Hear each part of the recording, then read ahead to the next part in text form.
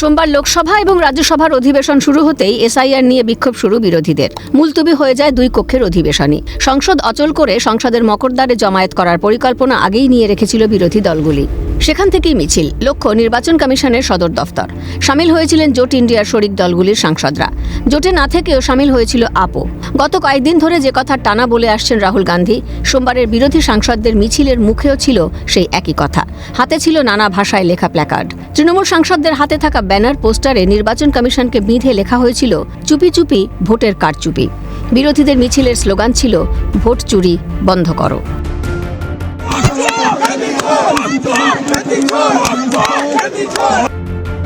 Police barricade দিয়ে মিছিলের পথ আটকাতেই অবস্থানে বসে পড়েন বিরোধী দলের সাংসদরা। আটকও করা হয় তাঁদের। তখনও রাহুল গান্ধীর দাবি ওয়ান ম্যান ওয়ান ভোট, চাই স্বচ্ছ ভোটার তালিকা।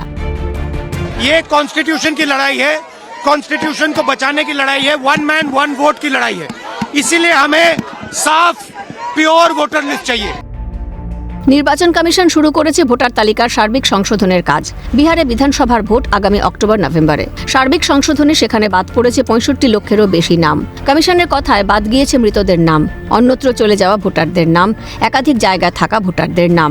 সার্বিক সংশোধনে কমিশনের লক্ষ্য আর রাহুল গান্ধীদের দাবি কি কার্যত একই না? তাহলে কেন ভোটার তালিকার সার্বিক সংশোধনের বিরোধিতা?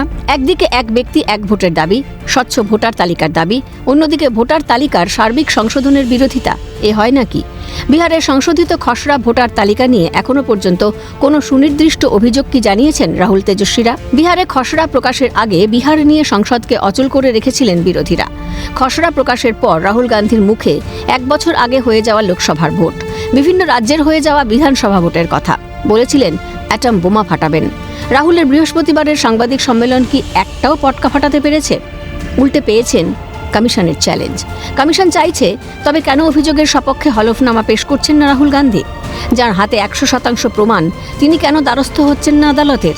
আগের ভোটার তালিকা যদি সত্যিই ভুলে ভরা থাকে, তাহলে এবারের সার্বিক সংশোধনে কেন তাদের আপত্তি? তবে কি রাস্তায় থেকে জনমনে বিভ্রান্তি ছড়ানোই লক্ষ্য? প্রশ্নগুলো জলজান্ত, উত্তর থাকছে অধরা। ক্যালকাটা নিউজ।